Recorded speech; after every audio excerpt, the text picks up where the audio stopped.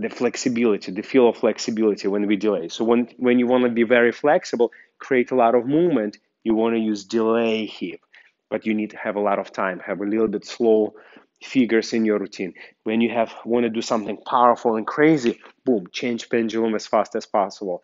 When you want to move smoothly, you have to change pendulum gradually. So it's up to you how you're gonna use it, but I will show you my perfect combinations, my perfect um, how much you combine it, because to create a harmony you cannot be always too powerful, but you don't want to be a very smooth as well all the time. You want to have always variety.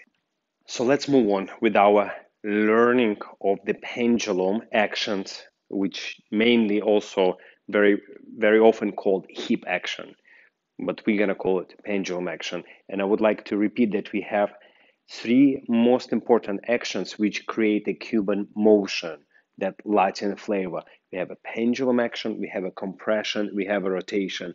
We have a pendulum, we have a compression, we have a rotation. And today we'll try to understand the pendulum itself.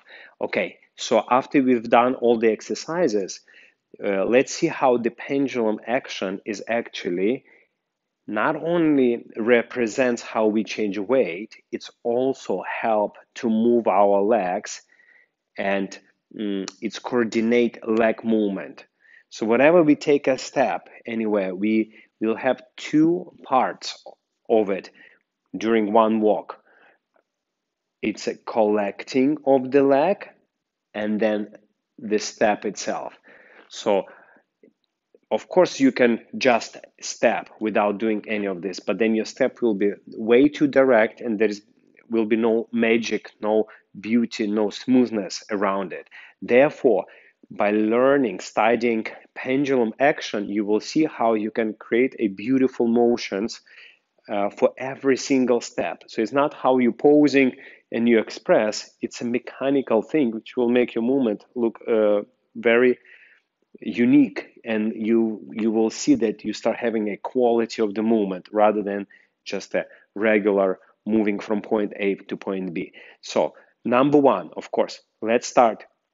When we change our body weight, we have to at certain point change our pendulum, and we can change pendulum gradually, we can change it fast, and we can change it as a delayed pendulum, but it has to at certain moment arrive over the leg.